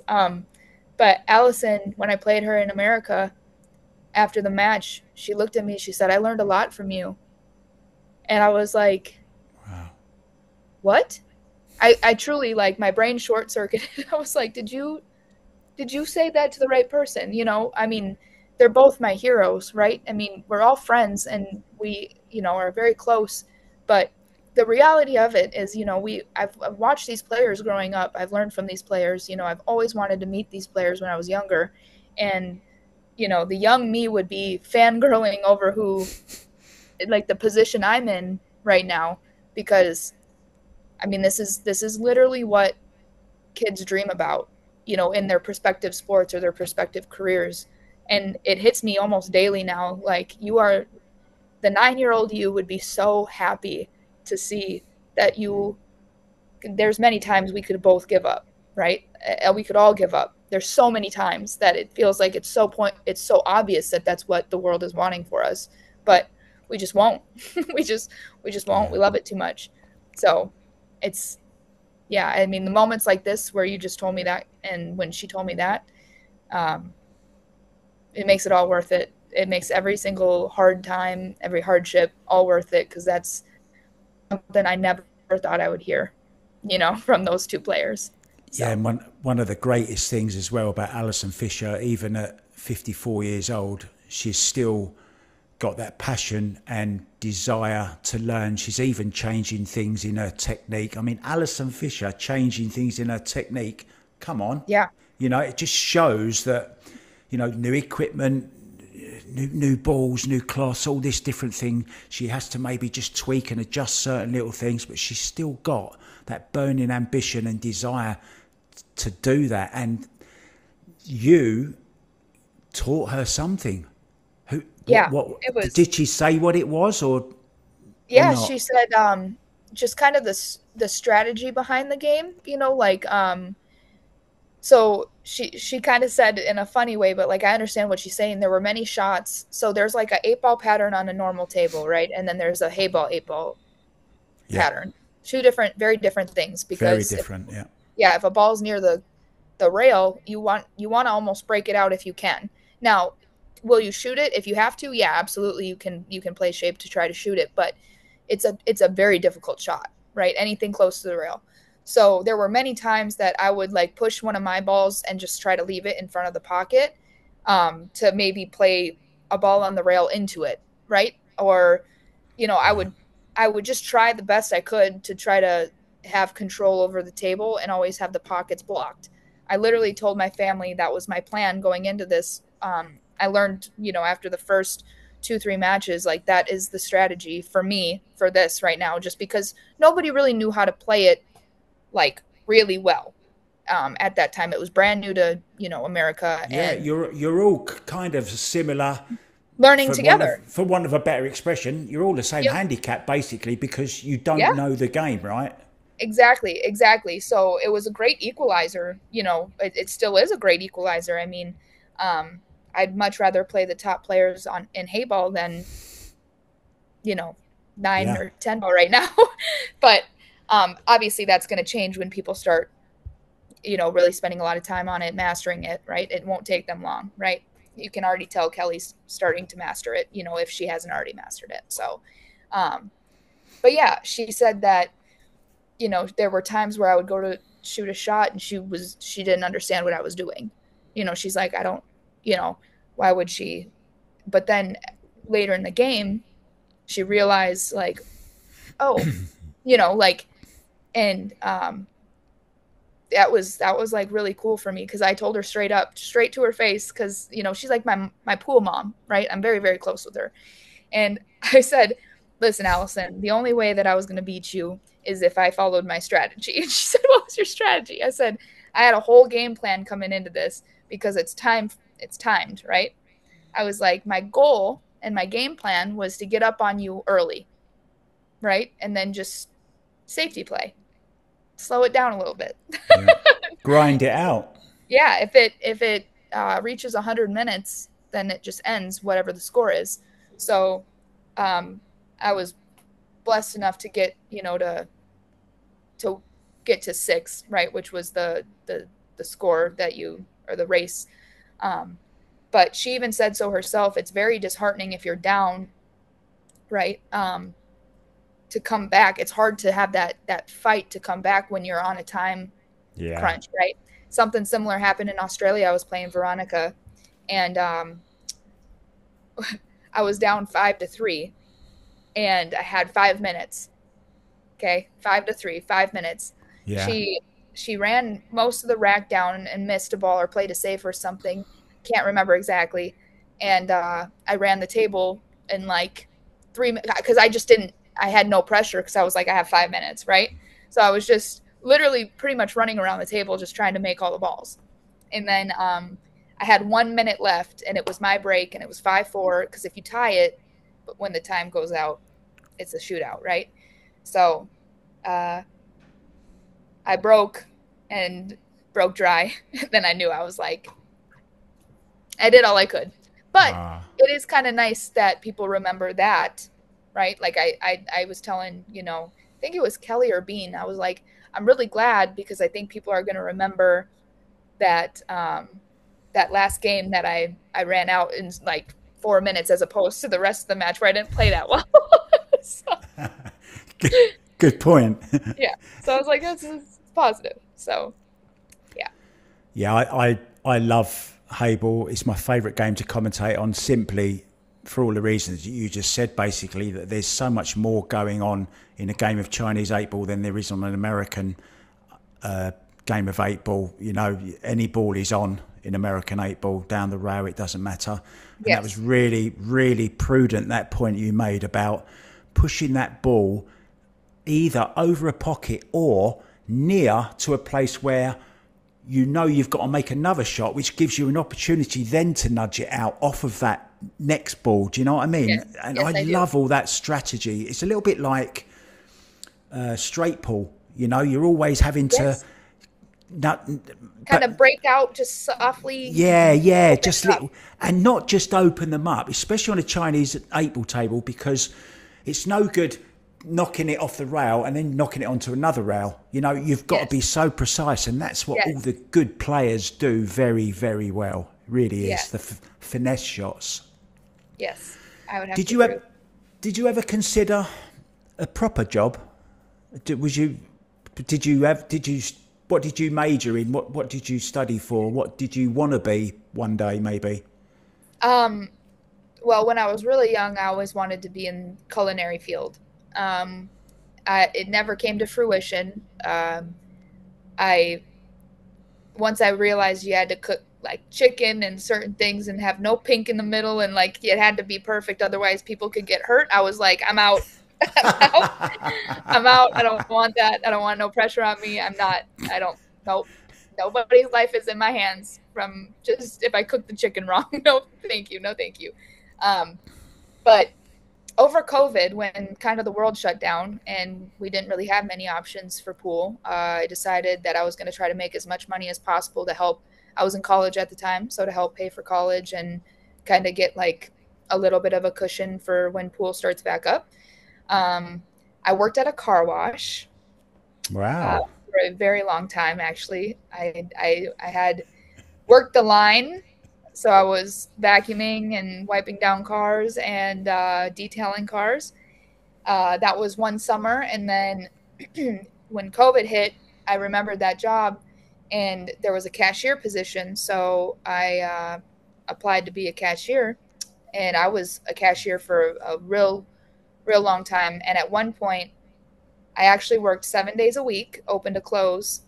Um, Wow. and then, so how the schedule was Monday through Friday. I worked at an apartment building as a cash or as a concierge. Kennedy Myman's dad actually got me that job, and so I kind Wow. of worked with him a little bit. And so I worked there from 7 a.m. to 3 p.m. And then I would drive from the apartment to the car wash, and I would work there um, from like 3:30 or 4 to 7, which was closed. And then I also had a third job at the time where I would work for a gentleman that lived in the apartment. So I during that time I worked a lot. I worked a lot, and Wow. I enjoyed every second of it because money is really nice when it's guaranteed. That is the Yeah. positive of the normal, 9 to 5. You have a guaranteed paycheck, so that was really nice. The unfortunate part is it doesn't change, right? Like that's just what you get No. no matter how hard you work, no matter how easy it is, it doesn't change. So pool, if you spend longer hours playing, that means you're still in the tournament. So you're working harder, you get more money but there's no Good wiggle point. room. So, but it was nice. It was nice to have all that. And I went to school, funnily enough, for finance. So I have a major in Okay. finance, and I wanted to get a minor in history, but I couldn't finish the minor online. So I'm like one or two classes short of a history minor as well. So Wow. So you love your history as well. I was do. I recently interviewed Sophia Mass just after her world championship. Yes. No, just before her world championship actually. She was just Yes. going there. I mean, what a fantastic job she did there, didn't she? Yes. She's lovely. And She's absolutely lovely. in her interview, she said that when I asked her the same question about what she'd like to do, she also wanted to get into the culinary field, and she actually wants to open a baker's shop one day. Okay. And you just saying what you said about the car washers made me think of something. She said she wanted to open up a bakery, and she said maybe have a pool table in it. And I said, yeah, call it Bacon Break or Bacon Run, maybe, right? That's awesome. I've just That would be awesome. I just Yeah. thought of if you ever open your own car wash, not that you ever would or ever want to, I don't know, maybe you will. It's good A- money. April showers. Have you heard of the term April showers? Bring May flowers. Yes. Yes. Yes. That would be a great name for a car wash. Look at us. What's We're I gonna know. partner in a car wash now. Let's have a car wash together. Hopefully, not one like they had on Breaking Bad. Those Skylar and. Have you watched Oh, Breaking Bad? I have not. Ah, you won't get it then. But any Breaking Bad fans will know exactly what I'm talking about. So, what's next for you, April? I fly to Qatar after here For for Hayball. for the hayball, and then I fly to Morocco for the other like the back-to-back hayball You're events. going Morocco. Yes, I'm going Morocco. I will see you there then. I've Yes, just come back from Morocco from doing the ultimate pool. yes, yes, Now I'm going back for the Hayball on the 30th, right? yes, yes. I will be there. I will see you there. I'll see And you there. and then after that, Puerto Rico, and then after Puerto Rico, I go to New Hampshire for WPBA, then Moscone Cup, and then Alabama for a split bracket at Iron City, and then WPBA in Wisconsin, and then I'm home for the holidays. So the rest of Oh, my how year is all lovely. booked up. And at Yes, the moment, you're at the Reyes Cup, right? Just I sure am. tell us a little bit about that then. You're in Manila right at this minute. Yes. How is the Reyes Cup? Europe are absolutely getting stuffed. They're Yeah. playing. I think they're playing really bad, but Asia are playing very, very So well.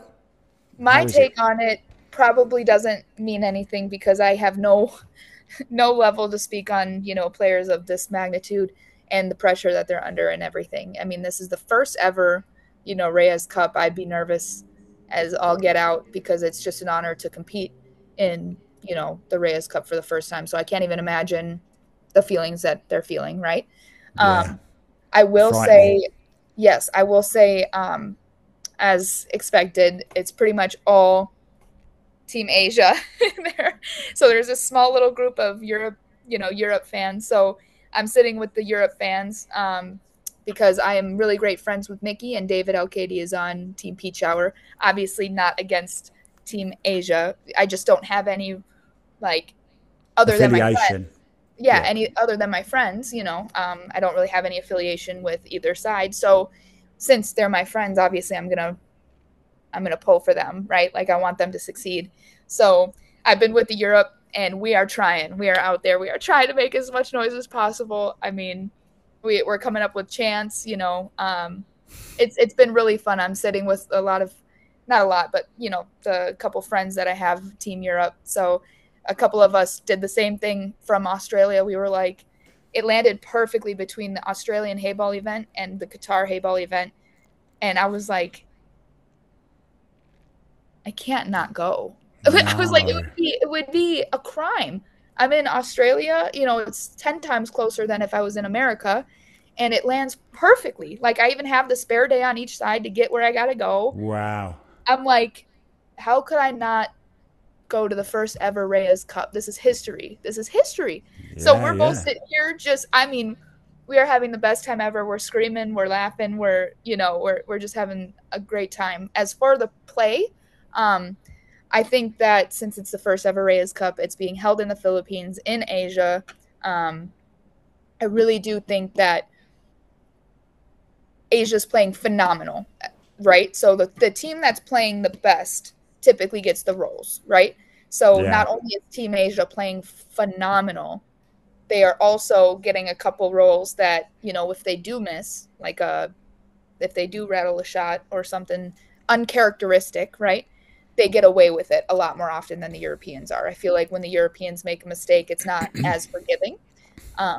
But you see that in all pool matches, if somebody is playing phenomenal, not missing, just playing really smart, they're going to get the roles. And that's kind of what's happening here, I think. So I wouldn't put Europe out of it by any means. I think that today they could come back and absolutely change the tide. And I hope that happens for everybody's sake, right? Yeah, I kind of thought I actually had a little bet, only a drink, with a friend that I was watching it with last night and said, I think Europe are going to come back, at least finish level tonight. Yeah. Yeah. And he I said, would no, not no, be no, shocked if they Asia, did. Asia, Asia. And this was for last night. But I just felt that I get the feeling, April, and I don't know if you feel the same. You've been to Moscone Cups before. Yes. if this tournament now was in Alexandra Palace, for example, in London, it would be a complete, because the Asians aren't getting the full experience. And I'm not saying it's a Mosconi Cup, because it's not, but that's the kind of thing that we want it to be like, right? Yes. And it's not going to be like that with 20 or so Europeans in the crowd, you know, because there's the Asians aren't playing under any pressure. Right. I think it would be very, very different if it was in Alexandra Palace with 2,000 crazy Europeans shouting. It is super fun. So since it's the first event, right, it isn't full, right, because it's the first event. You know, they tried their best to, you know, advertise for it. I'm sure. I'm just simply saying the first of anything is never going to be, you know, what the Mosconi has turned into over 20 years, right? The first Mosconi wasn't anything, was it? Right, and they expected that. They, you know, they did great for what a first event should look like. I mean, it is still quite full, right?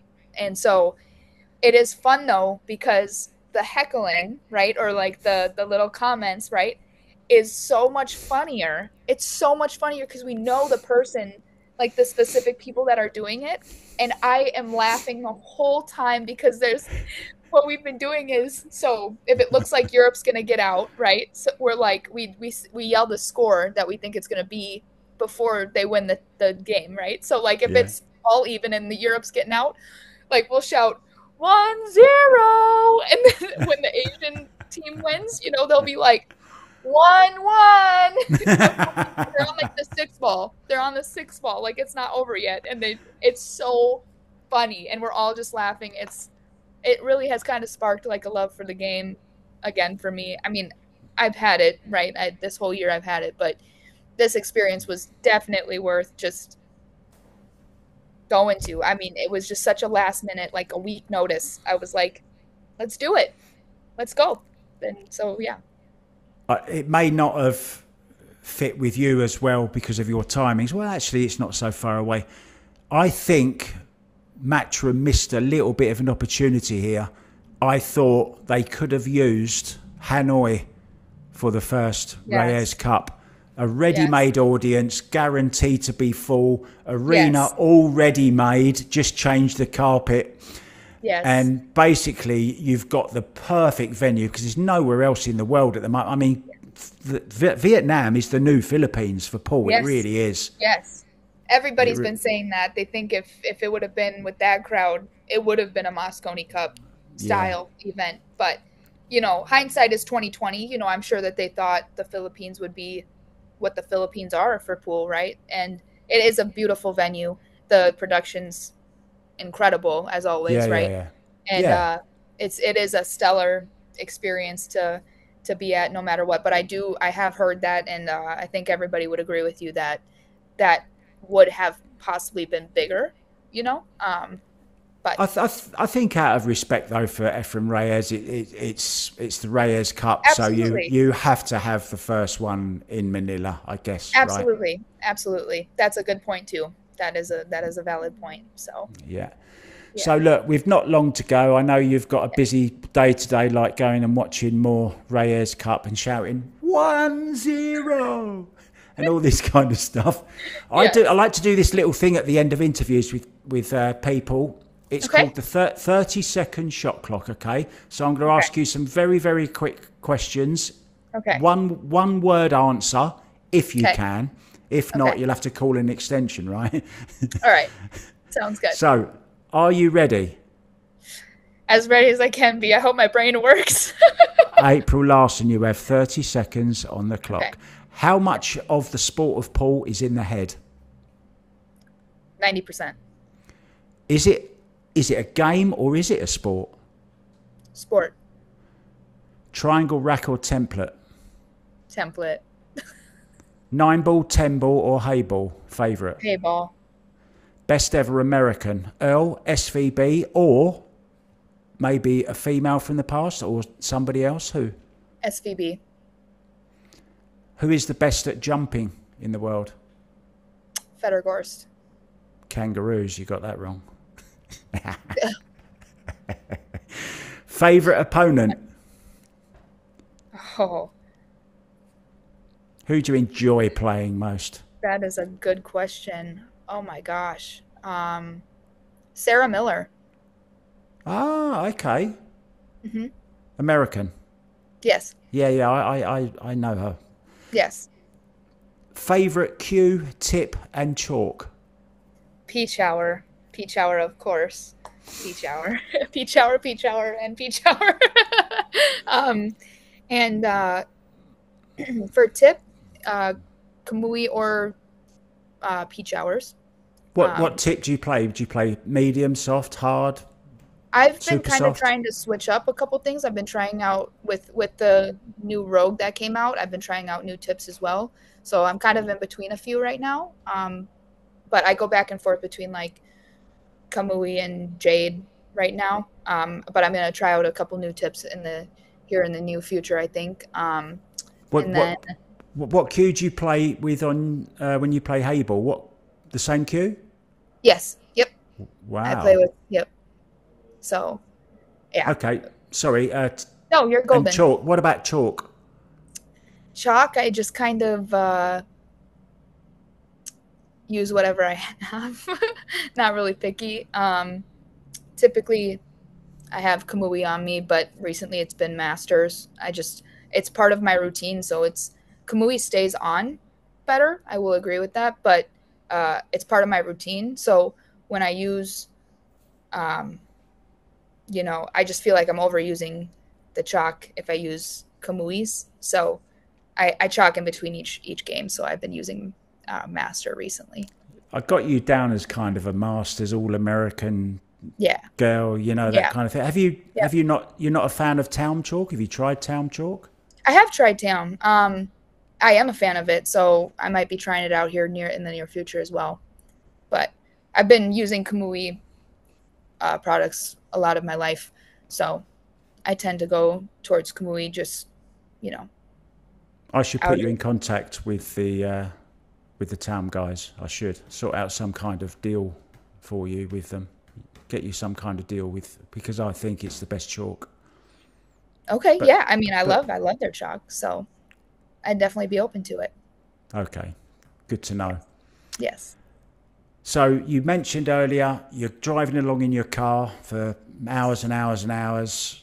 What music do you normally listen to? Everything. Absolutely everything. Good. Um, yeah. It goes from I mean Ben E. King and Wow. Sitting on the yeah. dock of a bay? Was that one? No. So that one's Stand By Me. Stand by me. That's it. Yes. Yes. And I know that Lovely. whole album. I know that whole album because I know a lot of music. A lot of people don't think I know because I have dove into the deep dive of music. So I have a wide range. I can remember driving to Spain a few years ago from the UK, Mhm. and I loved the movie, The Greatest Showman. Yes. Oh, and somebody bought me the disc, and it's Yes. all I listened to the whole way, and I learned every single word to every single song. And my favourite song on it was "Never Enough." You remember that Yes. one? Of course. It's a You beautiful know, song. she recently went on America's Brit. Got Talent. Yeah, Oh yeah, Britain's and Got Talent. Britain's Got Yes. Talent. Yeah, and Yes. no one knew who she was. Yes. And Yes. honestly, I cry every time I hear that song. Oh, it's so beautiful. Isn't it It really is. beautiful? I'm wasting your 30 seconds. I'm so sorry. No, no, you're golden. You're golden. What's your favourite holiday destination that you've been to so far? And is there one that you haven't been to yet, which you cannot wait to go to? Yes. New Zealand or Australia is definitely tied for best place I've ever been in my life. Um, I had always wanted to go to the Philippines, so can't say that anymore. But um, I definitely there's oh man, I want to go. You're gonna laugh. Come on, If I'm 100% honest with you, you can't laugh at me. Okay. I'll try. But I I've want been to go to laughing. Antarctica. I want to go to Antarctica. I get that. I want to go to Antarctica really, really bad. Why? I don't know. I want to go. I want to go really bad. I See all think the it's I think it's one of them places, isn't it? It's kind of not completely untouched, but humans in a indirectly way, okay, they may have ruined it with global warming or whatever without going into that. But yeah. it's not spoilt by hotels going up everywhere and Yeah. crazy stuff like that, you know? Yes, yes. It just has always intrigued me. So, yeah. Lovely. Well, I hope Yes. you get to go there someday. We're going to have to Thank start you. talking to the Yes. WPBA or maybe Predator to get a to get an Antarctic Open or something. Yeah, hey, can we go play with the polar bears? Thanks. So I know you've got a lot of sponsors. They're very, very important to you. They're lucky Yes. to have you, and Well, equally, thank you're you. lucky to have them as well.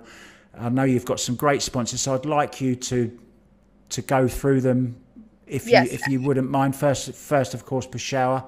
Yes, So of course. tell me about them. Yes, I always have my list, not because I don't remember them, obviously. It's because I want to make sure I remember every single one of them in the one time that we go. So, Peach Hour, obviously, I've been with them my whole. Iron City Billiards is in Alabama. They host the big split brackets and some WPBA events. Ohausen Billiards, my newest sponsor. Uh,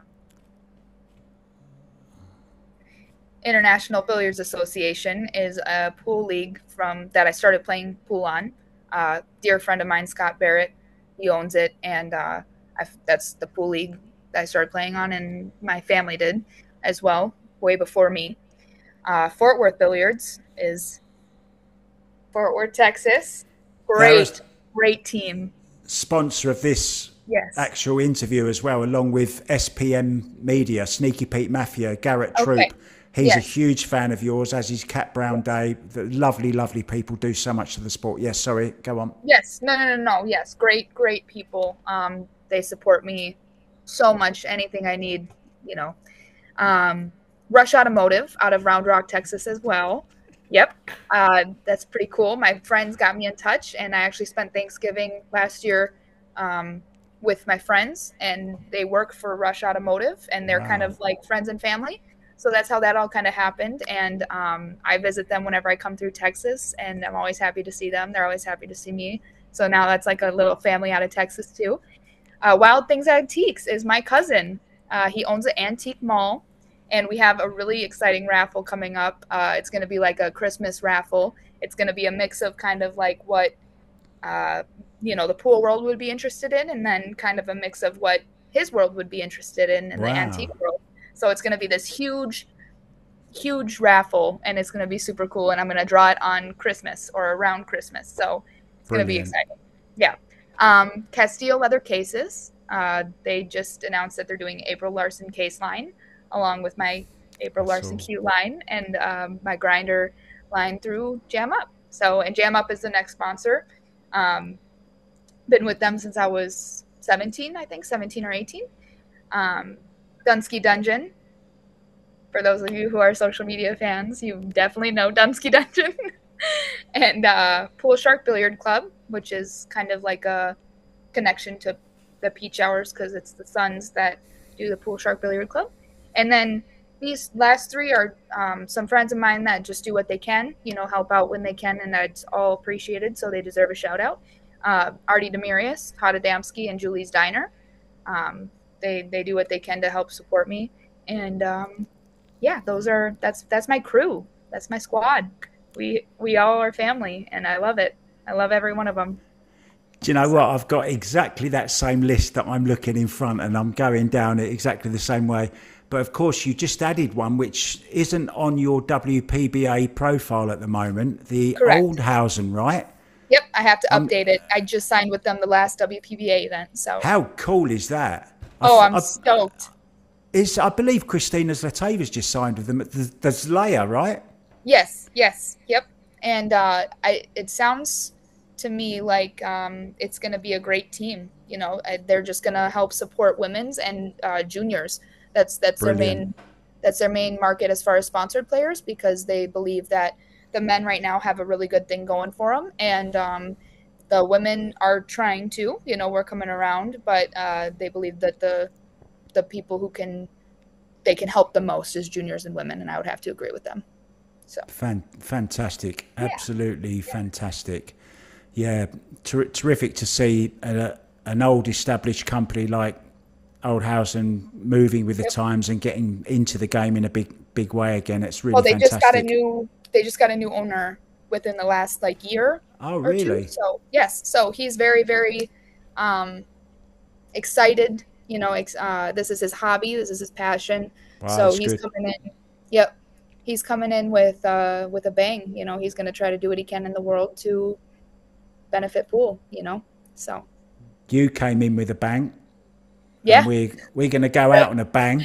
perfect. Literally, I cannot leave without asking you this one last question.